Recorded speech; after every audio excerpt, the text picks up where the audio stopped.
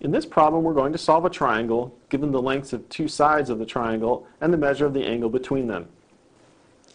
We want to solve the triangle with A equal to 8 units, B equal to 4 units, and the measure of angle C is 70 degrees.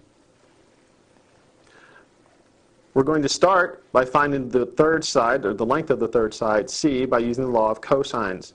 We'll have C squared equals A squared plus B squared minus 2AB times the cosine of angle C. This gives us C squared is equal to 8 squared plus 4 squared minus 2 times 8 times 4 times the cosine of angle C. So we have C squared equals 64 plus 16 minus 64 cosine of 70 degrees.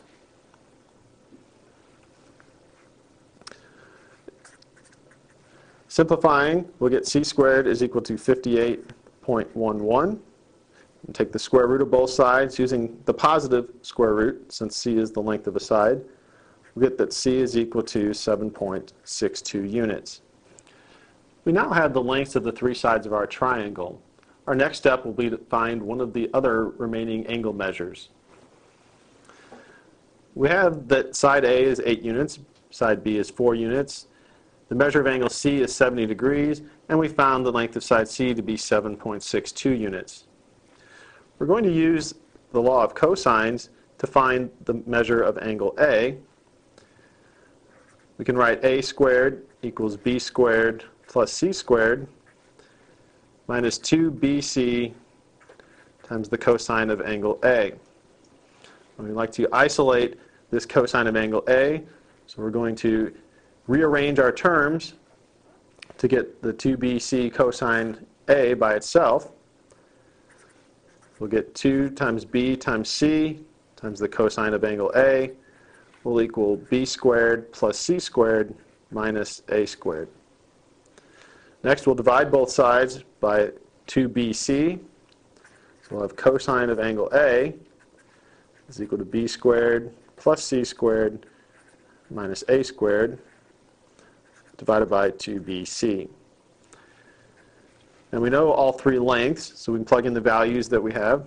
This will be 4 squared plus 7.62 squared minus 8 squared divided by 2 times 4 times 7.62. If we simplify that, this is 0.1651.